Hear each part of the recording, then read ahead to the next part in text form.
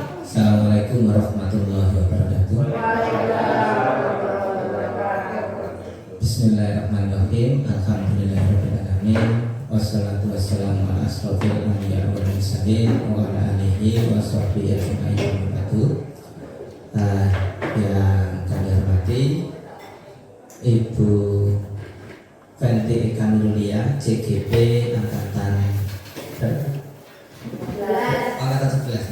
Angkatan 11 yang hari ini akan menyampaikan aksi nyata untuk modul 1.4.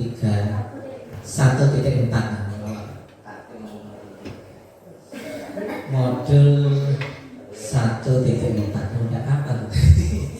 Kita santai aja ini. Jadi posisinya adalah belajar bersama. Dalam hal ini bukan untuk saling pinter meminteri atau guru menggurui, tapi kita belajar bersama dari apa yang sudah diperoleh Bu Fenty untuk kegiatan program guru penggerak.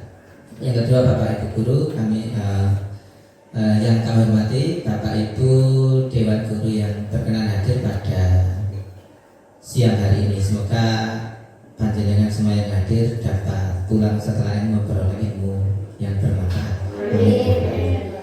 Bapak Ibu yang kami hormati, untuk meningkat waktu karena durasi waktunya 1 jam, nanti Bu Fenty menyampaikan materi beserta tanya jawab.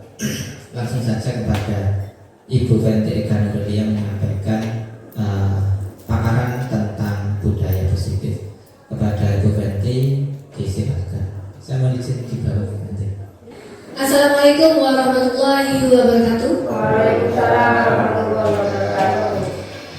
Saya Ibu Fenty Eka Nurulia, peserta dari CGP Angkatan 11 kelas 045B Kabupaten Lumajang. Izinkan saya memaparkan, mendiseminasikan tentang budaya positif.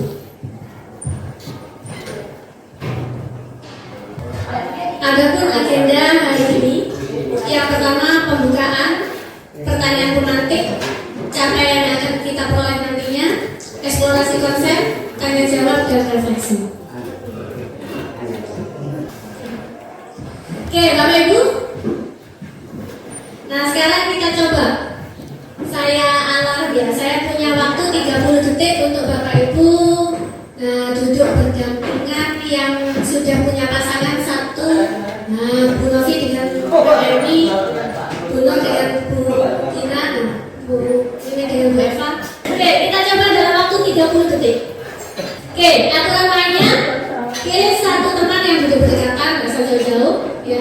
Nah, di sini membangun chemistry dengan teman yang duduk berdekatan. Nah, sekarang dalam hitungan 30 detik setelah S Banking, saya ingin tahu model chemistry yang didapat dalam satu asap itu apa ya? Oke, satu, hitungan 30 detik ya. 1, 2, 3. Oke, silakan bangun chemistry dengan teman yang duduk berdekatan. 30 detik.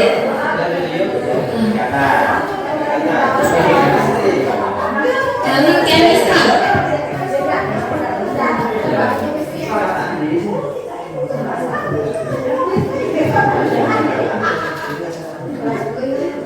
Oke, nah ternyata 30 detik itu sangat pendek ya Bapak Ibu ya. Oke, saya ingin tahu model chemistry dari pasangan yang depan. Coba Mbak Memi sama Bu Novi. Gimana ya chemistry-nya? Gimana? Tadi sempat masak apa sebelum berangkat ke sekolah? Tak masak, bakso. Alhamdulillah. Terus nggak telat kan ya? Terus baksonya. Oke. Oke, 30 detik sudah sempat komunikasi ya? Ya, sempat. Bangun chemistry. Oke, good plus. Oke, luar biasa. Terima kasih. Chemistry itu tidak hanya dalam bentuk kita berkomunikasi. Ya. Nah, ini pendekatan yang bisa kita lakukan untuk siswa. Kita mendekati siswa, ya, dari mungkin siswa yang ada masalah atau saat di kelas itu termenung, saat awal masuk, nah, bangun chemistry dulu. Ya, dengan hanya senyum itu Oke, gimana Bapak Ibu setelah 30 detik sudah terbangun? Nah, artinya kita sadar bahwa di samping kita itu ada teman kita yang bisa kita gunakan untuk belajar bareng gitu. Jadi bukan orang lain dan memang nyata itu ada orang yang bisa kita bangun chemistry-nya. Oke, terima kasih. Di sini saya sampaikan kesepakatan untuk kegiatan kita. Hadir tepat waktu, alhamdulillah tadi sudah hadir tepat waktu. Saling menghargai. Nah, sudah. HP saya sambut ya. Oke, mengikuti diskusi. Nah ini yang kita nanti lakukan dalam 1 jam per jam 1 tadi.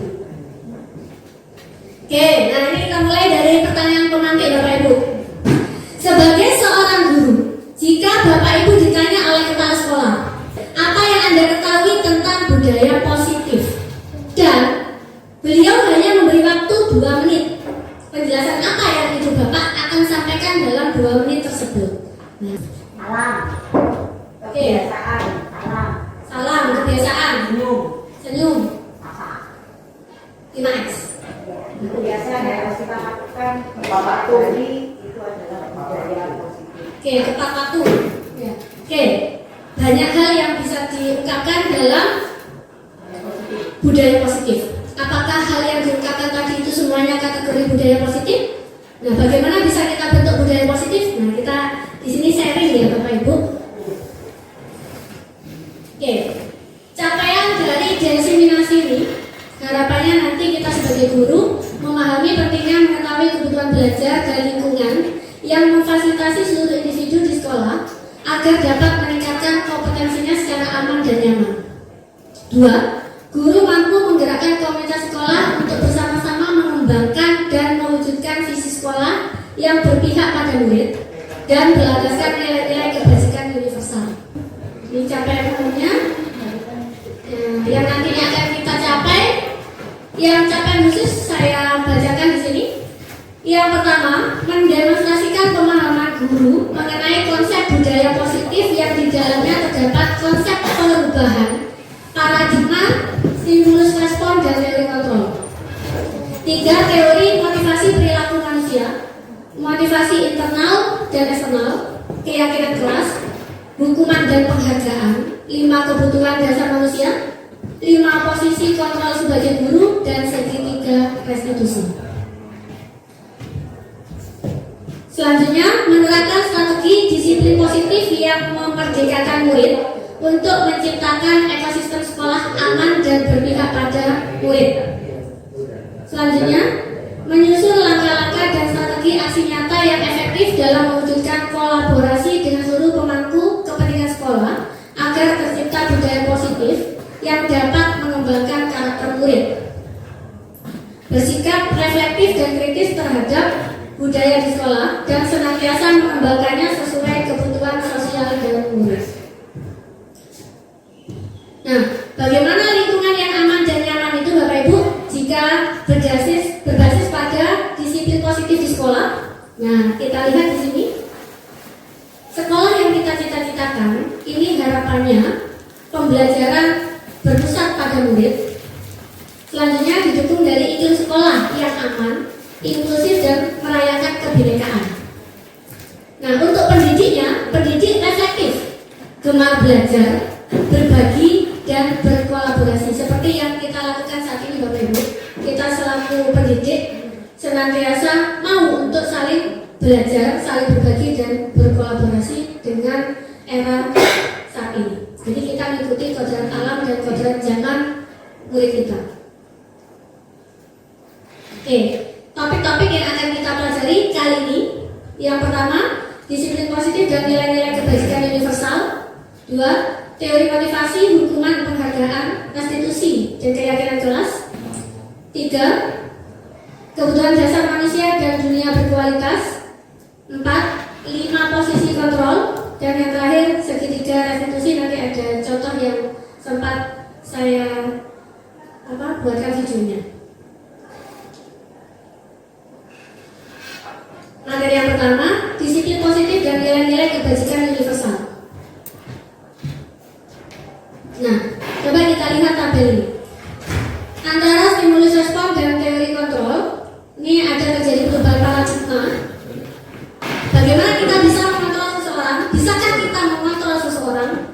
Nah, kalau stimulus respon di sini kita mencoba mengubah orang agar pandangan dia sama dengan pandangan kita. Itu dulu. Nah sekarang harapannya dengan teori kontrol kita berusaha memahami pandangan orang lain tentang dunia. Jadi kita saling menghargai di sini yang dikeluarkan. Yang kedua, perubahannya perilaku buruk dilihat sebagai suatu kesalahan. Jadi kalau saat ini kita masih melihat perilaku dari siswa, mungkin dari teman sejawat, nah itu jika ada yang berbuat kurang baik, maka kita langsung memberikan doktrin bahwa dia melakukan kesalahan. Oke, itu dulu. Nah, insya Allah setelah ini kita akan menjadi seseorang yang berbeda, sehingga melalui teori kontrol, siapapun yang berperilaku, semua perilaku apapun, nah kita mempunyai pandangan. Nah, itu pasti dia punya tujuan, apapun itu. Oke. Yang ketiga, orang lain bisa mengontrol saya. Nah, sedangkan untuk teori kontrol, hanya Anda yang bisa mengontrol diri Anda. Jadi kita sendiri yang bisa mengontrol diri kita. Berikutnya, pemaksaan ada pada saat bujukan gagal. Nah, sedangkan di sini di teori kontrol, kolaborasi dan konsensus menciptakan pilihan-pilihan baru. Jadi lebih bervariasi nanti tingkat menciptakan kolaborasinya. Selanjutnya, model berpikir menang atau kalah. Nah, sedangkan kalau teori kontrol di sini berpikirnya menang, gitu. Jadi harapannya positif. Gitu. Nah, sekarang kita simak di sini makna disiplin. Disiplin berasal dari bahasa Latin yang artinya disiplina ya, yang artinya belajar. Nah, sebenarnya kata disiplin itu belajar. Makna asal dari kata ini berkonotasi dengan disiplin diri dari murid-murid Sokrates maupun Plato. Disiplin membuat orang menggali potensinya menuju sebuah tujuan, sehingga dia akan dihargai. Untuk mendapatkan suatu kepatuhan, kecenderungan umum, kita dapat menghubungkan antara disiplin dengan ketidaknyamanan. Dan bukan apa yang kita akan dihargai, ataupun pencapaian suatu tujuan yang mulia. Itu dari segi disiplin. Nah, bagaimana untuk nilai-nilai kebajikan universal? Nilai kebajikan adalah sifat positif manusia yang merupakan tujuan mulia yang ingin dicapai setiap individu. Tentunya kita sebagai seorang makhluk sosial ya.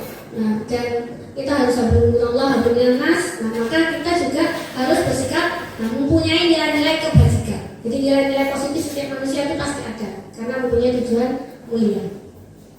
Apapun latar belakang tujuannya. Nah, ini sesuai dengan William Glasser pada teori kontrol 1984 bahwa setiap perilaku atau perbuatan selalu memiliki suatu tujuan. Itu inti dari nilai kebajikan universal.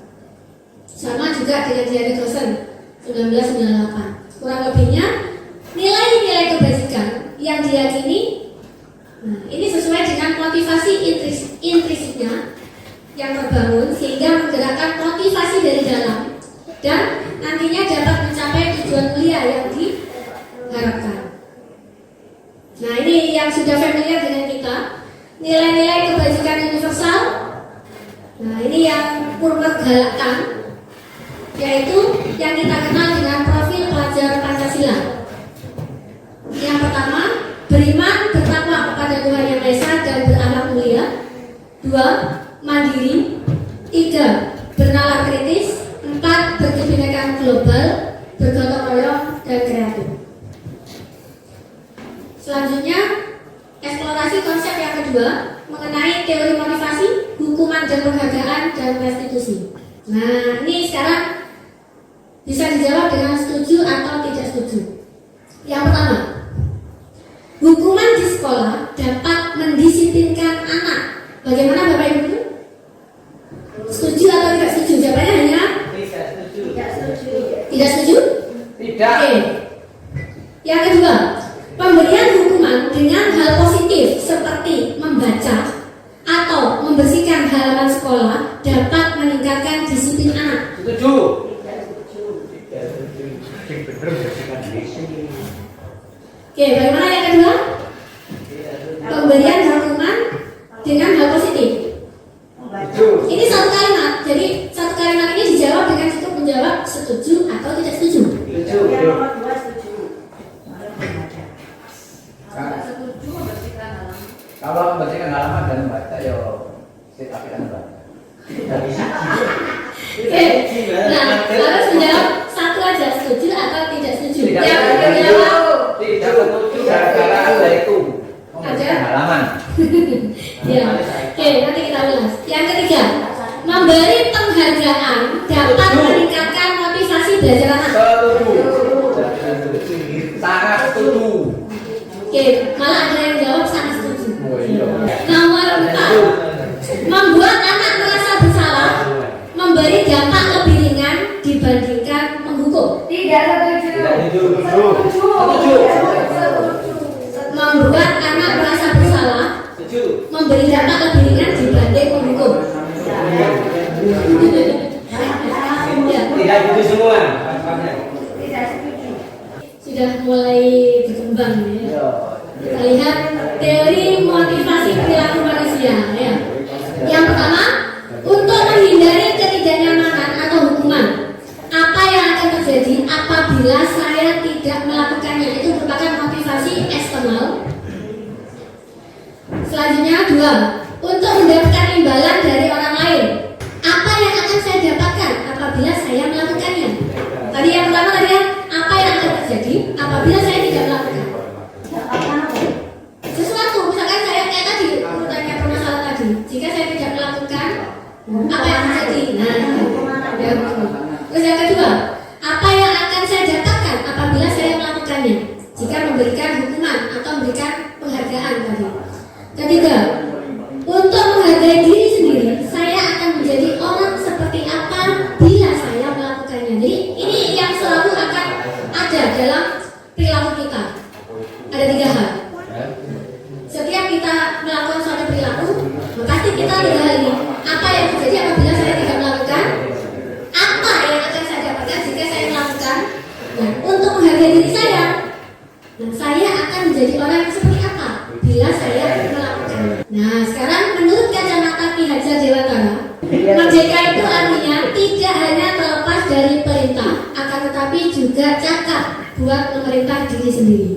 Nah ini Alfie Kohn ini dihukum oleh penghargaan, bahwa penghargaan berlaku sama dengan hukuman, dalam arti meminta atau membujuk seseorang melakukan sesuatu untuk memenuhi suatu tujuan tertentu dari orang yang meminta atau membujuk. Nah, dorongannya eksternal dan akan ada faktor ketergantungan.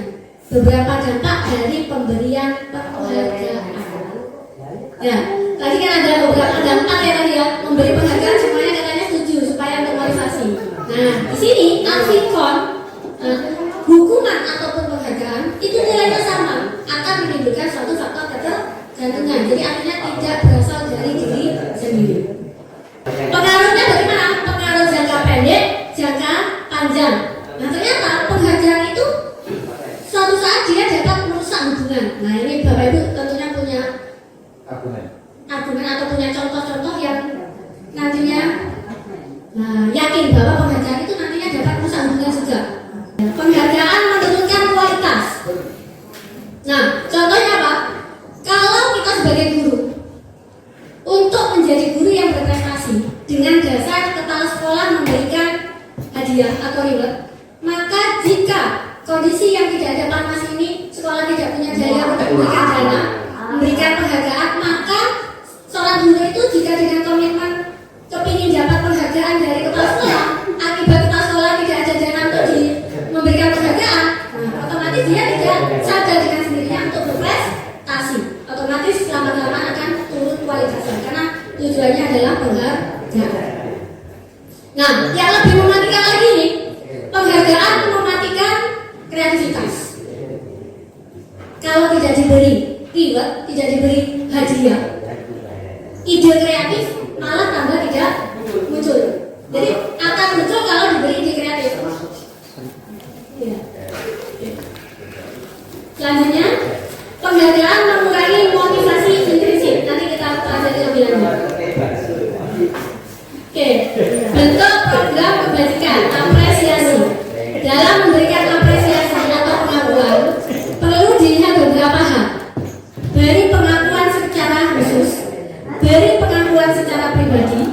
beri pengakuan kepada semua murid atau bergantian, beri pengakuan secara konsisten, fokus pada proses. Nah, coba kita lihat di sini contoh pengakuan atau apresiasi kebajikan. Nah, kalimat pembukaannya, kata pembukaannya bisa gini. Kemarin saya perhatikan Anda.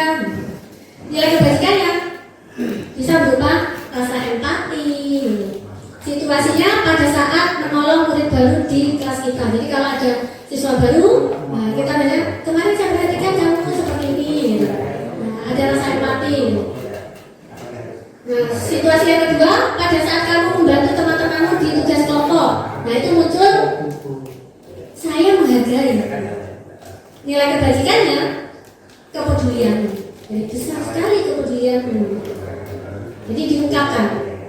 Pada saat kamu memungut kertas, nah, kertas yang berserakan di lantai. Nah, terima kasih karena kamu sudah membersihkan atau memungut kertas. Nah, nilai kebajikannya merupakan rasa tanggung jawab. Jadi tanpa disadari dia memungut kertas itu dia sudah bertanggung jawab atas lingkungannya. Coba kita lihat ini. Mencatat 100 kali di dalam buku kalimat, saya tidak akan terlambat lagi karena terlambat ke sekolah. Nah ini mungkin ada yang tatip ya, atau di kesiswaan. Ini kategorinya adalah hukuman. Ya, kalau zaman dulu saat saya masih SD, itu kalau udah hafal perkalian, itu yang suruh nulis berulang kali sampai lebih dari 100 kali. Yang kedua, lari mengelilingi lapangan basket 2 kali karena terlambat hadir. Nah ini juga kategori hukuman. Murid diminta push up untuk 15 kali karena tidak menggunakan masker sekolah. Ini juga hukuman. Nah sekarang apa bedanya dengan konsekuensi? Contoh konsekuensi di sini menggantikan kertas tugas teman yang telah dicoret-coret. Nah berarti si X dia mencoret-coret tugas temannya, kertas tugas temannya. Setelah itu, nah, si X tersebut menggantikan kertas tersebut. Jadi dia ini kategorinya bukan hukuman, tetapi konsekuensi atas tindakan yang telah dilakukan. Membersihkan tumpahan air di meja tulis karena tersenggol pada saat belajar. Nah ini juga konsekuensi. Yang keenam, meminta murid tidak mengenakan sepatu seharian di sekolah karena tidak mengenakan sepatu hitam. Nah ini yang masih kita lihat di sekeliling kita. Kadang kaos kaki suruh lepas, sepatu suruh lepas. Nah ini kategorinya hukuman. Dan tadi kita sudah mulai mengetahui dari awal tadi bahwa hukuman dan penghargaan itu harusnya dijauhkan dari kita, gitu. Biar faktor ketergantungan tidak ada. Jadi yang kita tonjolkan adalah konsekuensi. Jadi beralih teori kontrol sekarang itu ke konsekuensi. Jadi bukan hukuman maupun pemberian penghargaan. Hampir beda tipis, tapi kita bisa mengetahui perbedaannya ini. Nah ini, lari mengelilingi lapangan basket 2 kali karena terlambat 10 menit untuk pelajaran PJOK. Nah, apa bedanya dengan yang nomor 2? Nomor 2 tadi mengelilingi lapangan basket 2 kali karena terlambat hadir di sekolah. Yang 7 mengelilingi lapangan basket 2 kali karena terlambat 10 menit untuk pelajaran PJOK. Nah, karena PJOK-nya, karena saat itu pelajaran PJOK melatih untuk lari. Jadi itu bukan hukuman tetapi menjadi konsekuensi. Berdampak positif terhadap siswa tersebut dan tidak memberikan efek ketergantungan. Nah, sekarang kita lihat identitas gagal. Nah, ini hubungannya dengan disiplin, konsekuensi, dan restitusi. Sesuatu yang menyakitkan harus terjadi. Konsekuensinya sesuatu harus terjadi. Sedangkan kalau restitusi itu merupakan sebuah pilihan.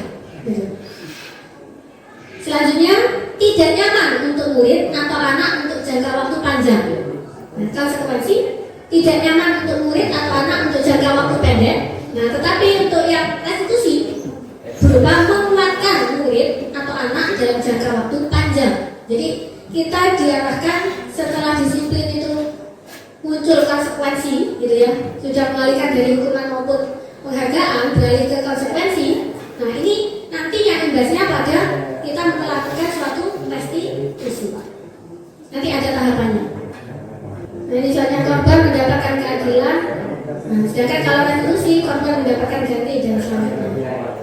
Oke, nah kita sekarang mengarah pada apa itu restitusi. Restitus kata asalnya artinya ganti kerugian atau membayar kembali. 2. Penyerahan bagian dari pembayaran yang masih bersisa. 3. Penyesuaian spontan kepala bayi dengan badannya sesudah kepala keluar dari rahim ibu. Nah itu beberapa kata asli dari restitusi. Restitus itu di KBBI. Nah sekarang kita lihat berdasarkan dosen 2004 apa sebetulnya makna dari restitusi. Restitusi adalah proses menciptakan kondisi bagi murid untuk memperbaiki kesalahan mereka sehingga mereka dapat kembali ke kelompok mereka dengan karakter yang lebih kuat. Ya, jadi apapun yang sudah dilakukan oleh murid kita dengan perlakuan restitusi, maka dia akan kembali ke kelas atau kelompok mereka, dia menjadi lebih kuat tanpa merasa tak berdaya atau teringat masa lampaunya yang dia merasa bersalah. 9 ciri-ciri restitusi. 1. Belajar dari kesalahan, bukan menebus kesalahan. Jadi semua orang pasti punya salah. Kita sebagai guru yang usianya lebih senior dari siswa, otomatis pengalamannya banyak dan kesalahan mungkin juga sudah seringkali kita lakukan, sehingga kita harus belajar dari kesalahan. 2. Memperbaiki hubungan. 3. Menawarkan bukan memaksa. 4. Restitusi diri adalah cara terbaik. 5. Menuntun untuk melihat ke dalam diri. 6. Mencari kebutuhan dasar yang mendasari tindakan. 7. Berfokus pada karakter, bukan tindakan. 8. Berfokus pada solusi. Nah, yang 9, mengembalikan murid yang berbuat salah pada kelompoknya. Jadi itu ciri-ciri dari restitusi. Oke, eksplorasi konsep berikutnya, keyakinan kelas. Nah, coba Bapak Ibu kita baca di sini, mengapa tidak peraturan saja? Mengapa harus keyakinan kelas? Ya. Nah, mungkin ini yang di kesiswaan dan wali kelas, pembina OSIS, BK, nah ini semua ada di sini. Nah, Humas, nah ini tentunya kita ada di lingkungan SMA Negeri 2 Lumajang, kita punya tata tertib sekolah. Nah, kenapa kok di sini tidak peraturan saja yang kita bahas, tetapi kita harus berupa keyakinan kelas yang kita utarakan. Nah, contohnya di sini, kita lihat kalimat ini. Mengapa kita memiliki peraturan harus menggunakan helm bila mengendarai kendaraan roda 2? Ya, coba. Mengapa kita memiliki peraturan harus menggunakan helm bila mengendarai kendaraan roda 2? Agar kecelakaan yang berakibat fatal, misalnya kematian yang membentur kepala untuk melindungi kepala. Ya, untuk melindungi, berarti untuk faktor keselamatan. Yang kedua, mengapa kita memiliki peraturan membuang sampah di tempatnya? Karena kalau membuang sampah sembarangan tidak di tempatnya menimbulkan bau yang sedap, membuat lingkungan yang tidak nyaman. Oke, berarti terkait dengan kebersihan. Yang ketiga, mengapa kita memiliki peraturan harus datang tepat waktu pada saat mengikuti pelatihan? Ya, disiplin, ya, nilainya nilai disiplin. Untuk mendukung motivasi intrinsik, nah kita kembalikan ke nilai-nilai atau keyakinan-keyakinan karena akan lebih menggerakkan seseorang dibandingkan mengikuti serangkaian peraturan-peraturan. Jadi yang kita tonjolkan adalah nilai-nilai atau keyakinan-keyakinan dibandingkan serangkaian peraturan. Yang pertama di sini ada peraturan selalu kembalikan buku ke tempatnya. Nah, kira-kira keyakinan kelasnya apa ini Bapak Ibu? Tapi ya, dilarang mengganggu orang lain. Keyakinan kelasnya? Ketertiban, masuk.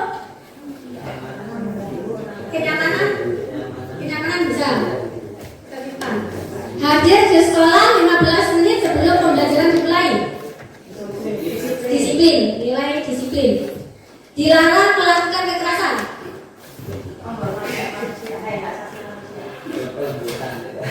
Nilai apa kira-kira?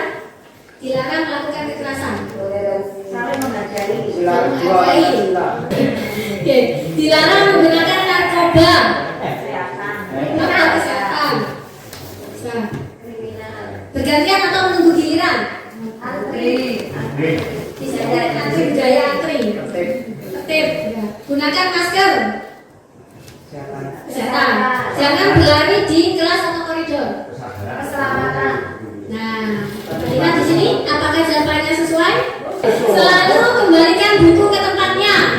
Adakah tadi yang menjawab? Dilarang mengganggu orang lain. Menghormati tadi masih masuk ya. Hadir di sekolah 15 menit. Disiplin.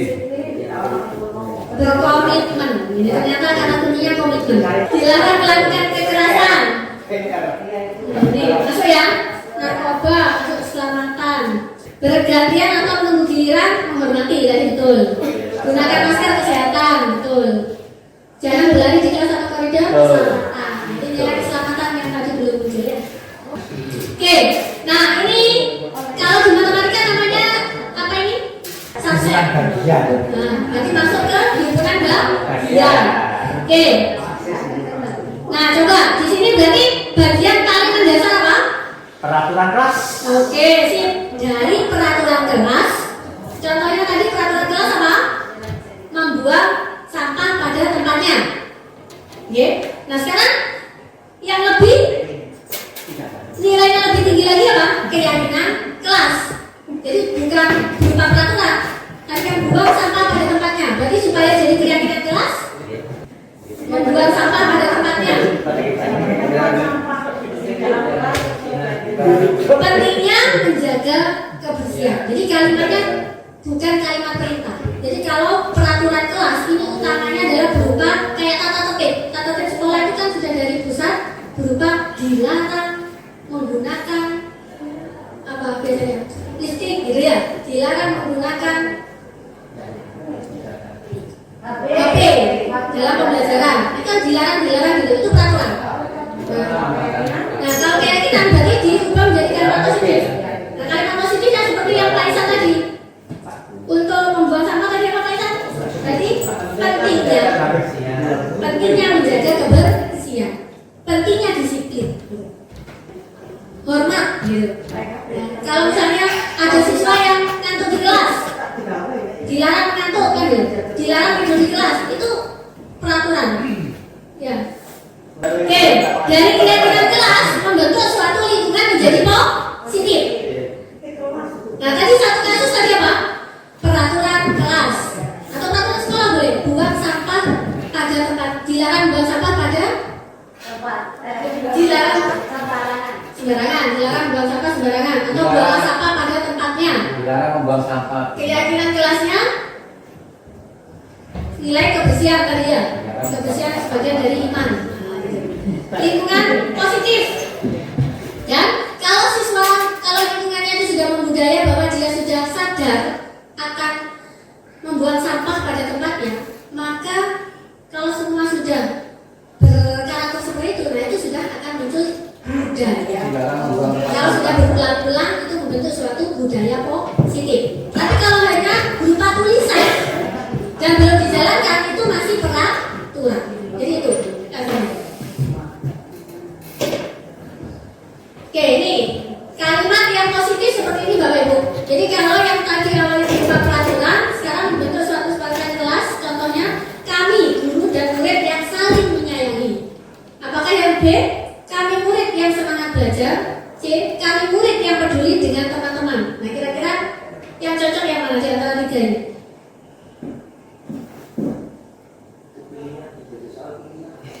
Enggak, yang sesuai dengan aktivitas dalam pembelajaran. Oh, yang B, kami murid yang semangat belajar. Saat berkolaborasi. Nah, berarti Iya, kalau aktif dalam pembelajaran, kolaborasi dalam pembelajaran. Nah, kalau tadi saya kan secara umum, maka tidak bisa memilih dari ketiganya. Tapi saat saya runcikan menjadi satu pilihan yang lebih spesifik pada satu kegiatan yang lebih spesifik, yaitu saat kolaborasi atau diskusi dalam pembelajaran, maka pilihan yang paling tepat adalah peduli dengan teman. Nah, di situ akan muncul nilai saling menghormati dan menghargai. Nah, contoh ini, pajangan dinding gantung, kesepakatan kelas, peraturan atau tata tertib kelas, pajangan dinding anak, sekolah atau edukasi belajar. Nah, ini contohnya yang tertulis di sini harganya 7.500. Nah, ini ada beberapa pilihan ukuran. Nah, dari contoh ini mendengarkan penjelasan guru yang pertama. 2. Tidak boleh makan di kelas saat jam pembelajaran. 3. Meminta maaf jika melakukan kesalahan. 4. Tidak boleh merusak fasilitas yang ada di sekolah. 5. Jika tidak masuk harus membawa surat izin. 6. Tidak boleh membuang sampah di kolong meja. Nah, ini contoh kesepakatan kelas Bapak Ibu. Nah, sebetulnya selaku wali kelas ataupun guru pengajar kelas, ini di awal itu kan membuat kesepakatan kelas. Kalau wali kelas berarti kesepakatan kelas secara umum. Kalau KBM berarti sebagai guru pengajar. Ini contoh. Maksudnya harga ini contoh.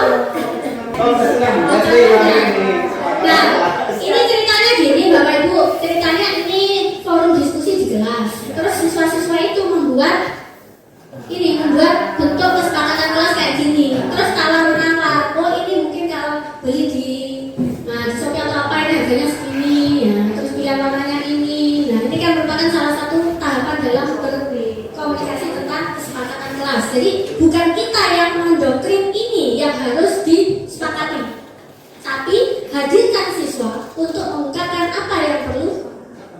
Nah, perlu apa? Pilihan yang alternatif yang dijadikan kesepakatan kelas. Kesepakatan siswa murid. Oke, selanjutnya kita bahas mengenai kebutuhan dasar manusia dan dunia virtualitas. Nah, Bapak Ibu sudah tahu kebutuhan dasar manusia itu ada berapa?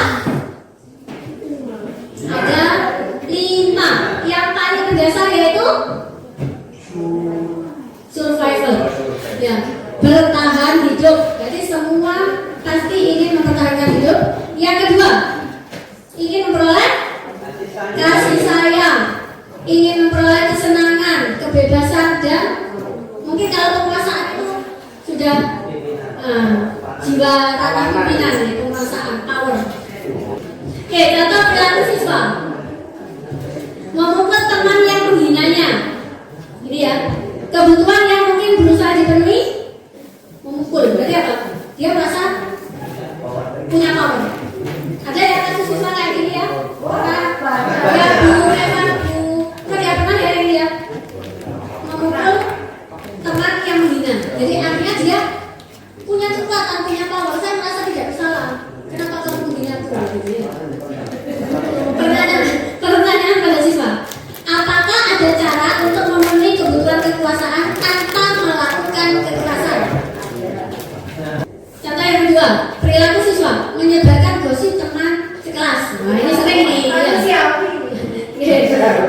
Kebutuhan yang mungkin ingin dipenuhi, cinta dan kasih sayang. Kalau saya menjelek-jelekan orang lain, mungkin ada orang yang akan suka sama saya.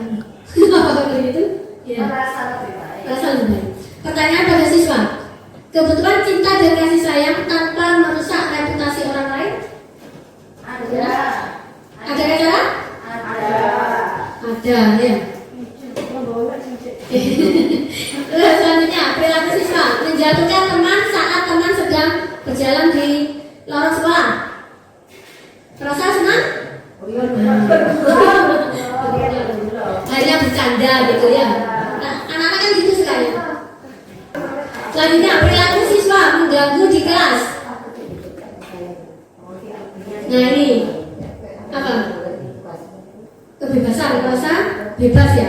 Apakah ada cara untuk memenuhi kebutuhan kebebasan tanpa mengganggu pembelajaran semua orang? Ada. Ya. Jadi cari cara yang tepat. Ya. Terus ini 5 posisi kontrol. Nah, 5 posisi kontrol itu ada yang pertama penghukum. Jadi kalau kita melakukan sesuatu tindakan kepada siswa, ya, ini kita bertindak sebagai apa? Penghukum, membuat orang merasa bersalah, ataukah kita sebagai teman, pemantau, ataupun sebagai manajer. Contoh, sebagai penghukum, guru berbuat menghardik, menunjuk-nunjuk, menyakiti, menyindir, membuat orang merasa bersalah, berceramah dan mengatakan seharusnya ibu kecewa. Kalau sebagai teman, membuatkan alasan untuk muridnya, pemantau menghitung dan mengukur, manajer mengajukan pertanyaan. Jadi yang memantau itu sebagai pemantau, yang bertindak sebagai teman dia, maka kontrolnya sebagai teman. Kalau membuat orang itu merasa bersalah, maka dia kontrolnya adalah pembuat orang bersalah. Kalau tindakannya adalah dia sebagai pemberi punishment atau hukuman, maka dia sebagai penghukum. Nah, sekarang kita lihat ini. Bergerak antara peraturan, pemantau konsekuensi atau hadiah menuju kepada nilai-nilai manajer untuk memperbaikinya. Nah, kita tadi sudah mulai beralih ya Bapak Ibu ya. Dari yang semula berupa peraturan, sudah beralih ke konsekuensi, ataupun yang tadi masih pemberian hadiah. Nah, ini sudah kita ubah menjadi nilai-nilai. Nah, contoh, saya kecewa sekali dengan kamu. Kalimat ini kategorinya adalah pembuat orang merasa bersalah. Kamu tidak pernah benar melakukannya. Oke, berarti dia langsung didoktrin, berarti dia penghukum. Ayolah, lakukan demi ibu, demi bapak. Itu berarti apa? Bertindak sebagai teman. Ya betul. Apakah kamu mendapatkan stiker pemantau bintang hari ini? Misalnya ada murid kita berbuat baik di kala tertentu, dan kita sudah menjadikan di awal kalau berbuat baik maka diberi stiker. Kayak anak SD itu ya, sering kan kasih stiker. Ya, itu berarti artinya kita masih bertindak sebagai pemantau. Yang kelima, bagaimana kamu bisa menyelesaikan masalah ini? Manajer, ya, ini baru yang manajer. Ya. Selanjutnya, kamu selalu yang paling terakhir. Berarti kan kan? Ya. Oke, nah ini baru yang dimaksud segitiga restitusi. Ya, kalau tadi dulu kita itu selalu senangnya apa? Memberi hukuman jika ada kalanya seseorang itu dirasa salah. Nah, kalau dirasa sudah baik, senang akan diberi reward atau hadiah, penghargaan. Nah, sekarang kita melakukan arahnya adalah segitiga restitusi. Ada 3 hal. Yang pertama adalah menstabilkan identitas. Yang kedua, validasi tindakan yang salah. Baru yang ketiga, menanyakan keyakinan. Nah, bagaimana contoh menstabilkan identitas? Nah, kita lihat kalimatnya.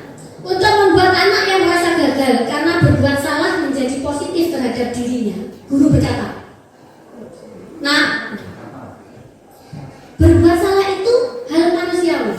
Tidak ada manusia yang sempurna. Nah, itu menstabilkan identitas. Jadi nggak langsung, kamu salah. Nggak boleh. Jadi setelah ini kita sudah tahu bahwa itu salah. Dan sekarang Bapak Ibu juga pernah berbuat salah. Dulu Bapak Ibu guru saya juga pernah berkata itu, tapi sekarang tidak. Oke, selanjutnya membantu siswa mengenali basic need, kebutuhan yang ingin dipenuhinya ketika melakukan kesalahan itu. Pada dasarnya, setiap tindakan manusia tujuannya adalah memenuhi basic need. Apakah itu power, freedom, love and belonging, fun and survival. Oke, ini contoh aja yang ada tulisannya. Guru berkata, kamu bisa saja kan melakukan hal yang lebih buruk, tapi kamu tidak melakukannya kan? Jadi itu memvalidasi bahwa sebenarnya dia salah. Loh, kan dari yang dilakukan itu loh, sebenarnya ada yang lebih teman gitu. Kamu loh bisa melakukan hal yang lebih parah dari ini, tapi kamu kan tidak melakukan ini gitu. Jadi ada nilai positifnya masih. Kamu pasti punya alasan mengapa melakukannya. Ini jelas ya kalimatnya. Apa yang penting bagi kamu? Kamu boleh tetap berusaha menjaga sikap itu, tapi tambahkan sikap yang lain yang baru atau yang lainnya yang masih positif lah. Nah, itu contoh dari validasi kebutuhan. Nah, yang ketiga, menanyakan kesalahannya dihubungkan dengan norma sosial dan nilai-nilai yang mendasari manusia berinteraksi dengan orang lain. Nah, bagaimana guru berkata? Apa nilai yang kita percaya di kelas atau sekolah kita? Nilai-nilai universal apa yang telah kita sepakati? Kelas yang ideal itu seperti apa sih? Kamu ingin jadi anak seperti apa? Apa yang kamu rasakan? Ketika kamu melakukan itu, kamu menjadi orang yang seperti apa? Nah, jadi menguatkan keyakinan bahwa dia sudah mulai sadar akan kesalahannya dan yakin bahwa tidak akan mengulangi lagi gitu. Nah, ini contoh yang kemarin sempat saya ambil videonya. Anak ini kasus menggunakan listrik Bapak Ibu, dan saya lakukan restitusi. Dia menggunakan listrik. Nah, kita lakukan restitusi. Nah, di sini dia mengetahui bahwa dia sadar kalau dia melakukan kesalahan. Tapi gelistik. Nggak ditanyain mereknya apa.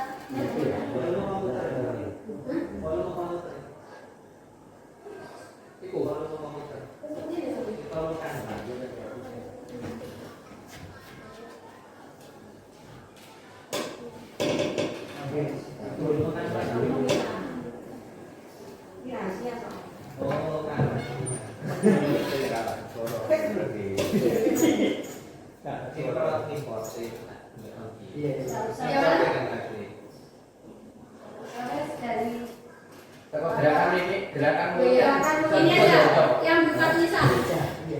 Gerakan mini.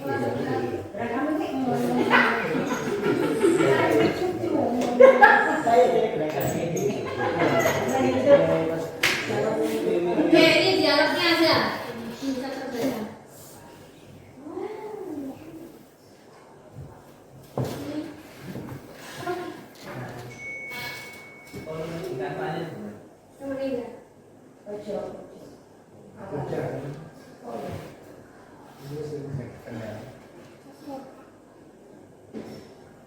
Ini kalimatnya. Coba kita cermati kalimat yang saya utarakan dan kalimat yang sudah diciptari oleh siswa kita. Nah, ini awalnya gini. Assalamualaikum Bu. Waalaikumsalam. Ya Ica, silakan duduk Nak. Ica tahu kenapa Bu Fenty memanggil di sini? Ya saya tahu Bu. Bahwa saya memakai listrik dan melanggar ketentuan sekolah. Nah, ini artinya dia sudah sadar bahwa dia melakukan kesalahan. Nah, ini kan dua kalimat kayak gini. Bu Fenty memanggil Ica kesini bukan berarti menghakimi Ica, tetapi untuk mendiskusikan apa yang sudah Ica lakukan itu sudah baik untuk diri Ica atau tidak. Berarti ini termasuk kalimat yang apa tadi? Kan ada 3 restitusi. Menstabilkan identitas. Yang kedua, validasi tindakan yang salah. Yang ketiga, menanyakan keyakinan. Berarti yang mana? Validasi? Oke, ya. Di sini kan yang berbicara saya. Terus saat Icanya berkomentar, seharusnya saya tidak memakai listrik dan melanggar ketentuan sekolah. Jadi yang dibuat tadi. Nanti ini yang validasi. Jadi saat siswa itu ya atau seseorang yang salah itu meyakini bahwa dia salah, berarti itu saatnya dia validasi tindakan. Kalau yang awal, nah, saat dipanggil kenapa? Nah, itu identitas tadi yang stabilkan identitas, bahwa dia sadar bahwa kalau dia melakukan kesalahan, menguatkannya melalui validasi tadi. Nah, selanjutnya yang keyakinan kelas, berarti yang mana kalimatnya? Menanyakan keyakinan, berarti kalimatnya yaitu, nah, saat Ica ini, mengapa Ica memakai lipstik? Tadi kan Icanya menjawab supaya cantik, keren, dan lebih percaya diri. Bu Guru bilang gini, menurut Ica sebagai pelajar cantik dan keren itu seperti apa sih? Nah, saat Ica bilang harusnya saya lebih rajin mengerjakan tugas, mengembangkan prestasi, dan mentaati peraturan yang ada di sekolah. Nah, itu berarti itu termasuk yang mana? Nah, terus ini saya akan mulai berupaya untuk berprestasi. Nah, itu saatnya dia menanyakan keyakinan dia. Jadi menguatkan bahwa dia bisa untuk berprestasi. Jadi tanpa menggunakan lipstick dia akan kelihatan lebih cantik dengan prestasi. Nah, ini contoh satu kasus skenario yang saya tampilkan sebagai gambaran dari restitusi. Itu yang bisa saya sampaikan terkait dengan diseminasi budaya positif. Monggo jika ada yang ditanyakan. Pak Nakas ya yang lagi punya pertanyaan ya? Ya, saya Oke, ada kalimat. Coba Pak Nakas. Tadi kalimatnya bagaimana pertanyaan? Perumahan itu ada tulisannya kalau tidak turun berarti anjing. Nah itu termasuk apa tadi, buku peraturan atau keyakinan. Iya. Iya. Yang seperti di diagram Venn tadi. Jadi itu tingkatannya itu sudah tingkatan masih rendah, aturan masih rendah, atau sudah lebih tinggi, nah, seperti itu. Oke, terima kasih. Nah ini termasuk warga yang mungkin terlibat dalam penulisan itu, Pak? Saya nggak tahu. Oh tidak, tadi hanya ada tulisan ya, mungkin dipesan ya. Nah ini loh Bapak Ibu, kita ada di lingkungan masyarakat, di lingkungan sekolah untuk membentuk suatu keyakinan yang kuat itu berasal dari awal peraturan, gitu ya. Kalau tadi intinya kalimat itu kan ininya seperti apa? Harapannya dilarang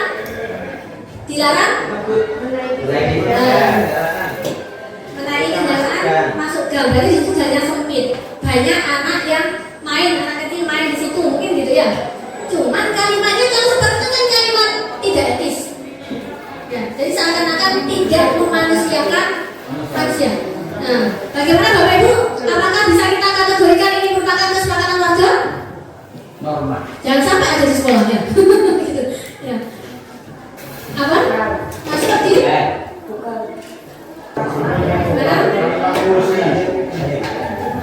Mungkin itu kesepakatan warga karena seringnya banyak pengendara sehingga banyak akibat yang ditimbulkan.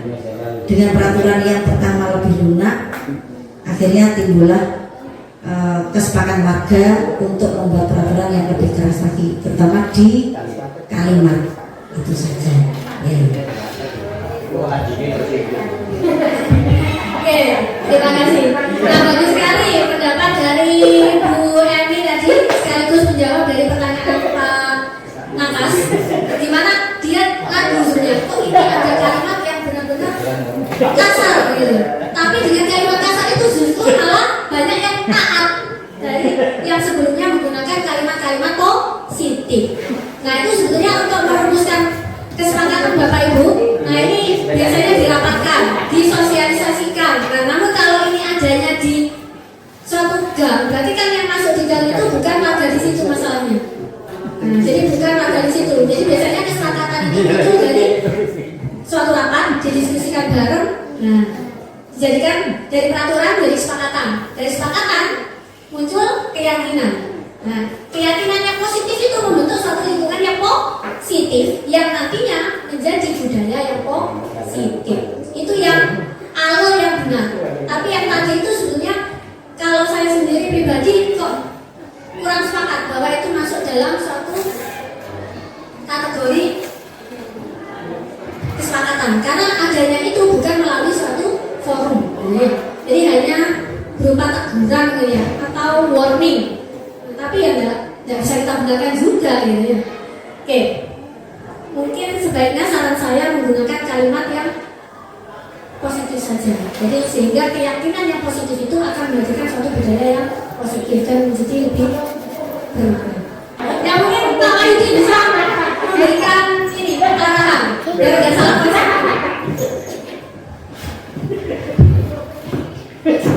Kalau menurut saya itu peraturan. Kalau kesepakatan kan belum tentu semuanya warga sepakat dengan tulisan itu. Itu peraturan yang disusun oleh pengurus atau orang-orang tertentu. Kalau kesepakatan kan semua warga atau yang lewat situ sepakat.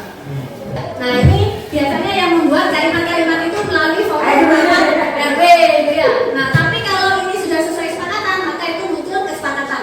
Jadi berupa kesepakatan. Nah taraf yang tadi itu baru berupa peraturan. Ya betul, kita untuk Pak Wahyudi. Terima kasih untuk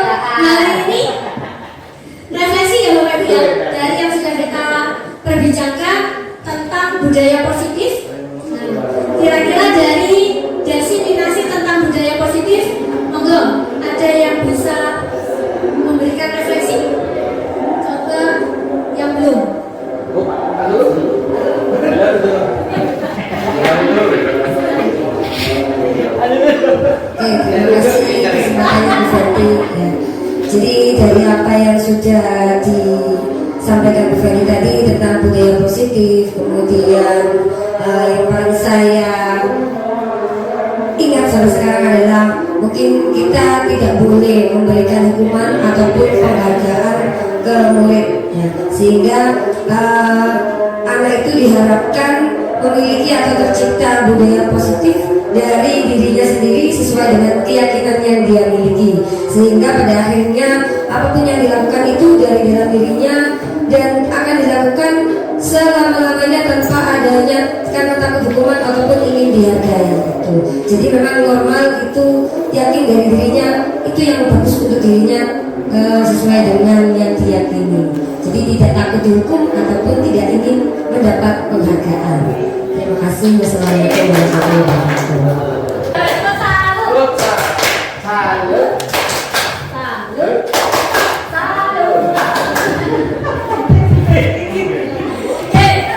Tadi sudah kita simpulkan mengenai refleksi terkait dengan penghargaan maupun tentang hukuman. Tinggal satu yang belum.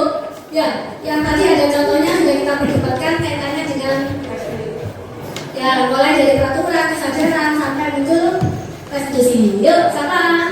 Satu ini aja. Ya, Bu Eva, jangan dulu bergerak.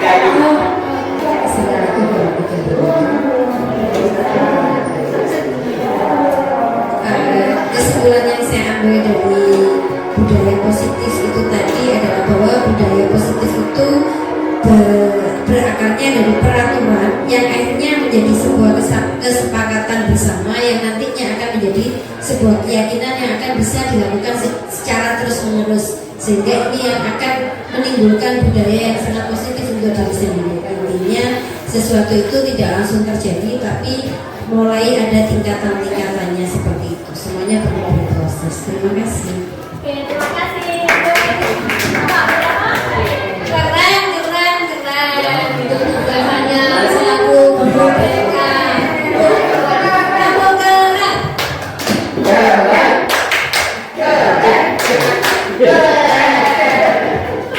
Terima kasih Bapak Ibu atas waktunya.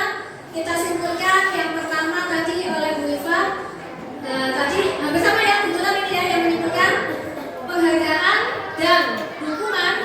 Nah, itu tidak lagi kita gunakan lagi untuk melalui teori kontrol, kita gunakan istilah konsekuensi. Nah, selanjutnya untuk yang kedua oleh Bu Eva tadi apa? Bagaimana caranya kita menanamkan hal kebaikan itu melalui tahap dasar yaitu peraturan, muncul kesepakatan, dari kesepakatan muncul keyakinan hingga nantinya tercipta budaya positif. Semoga kita semua yang ada di SMA Negeri 2 Lumajang bisa mengantarkan murid-murid kita bersama senantiasa membentuk suatu budaya positif yang berimbas pada akhlak mulia dari cita-cita visi SMA Negeri 2 Lumajang. Terima kasih. Assalamualaikum warahmatullahi wabarakatuh.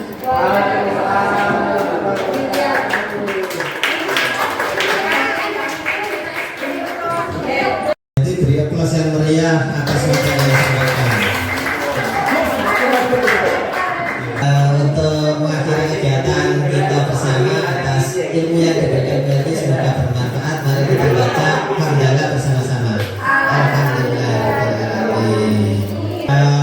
Dari saya yang memimpin acara, mari kita akhiri bersama. Wabillahi taufiq wal hidayah. Assalamualaikum warahmatullahi wabarakatuh.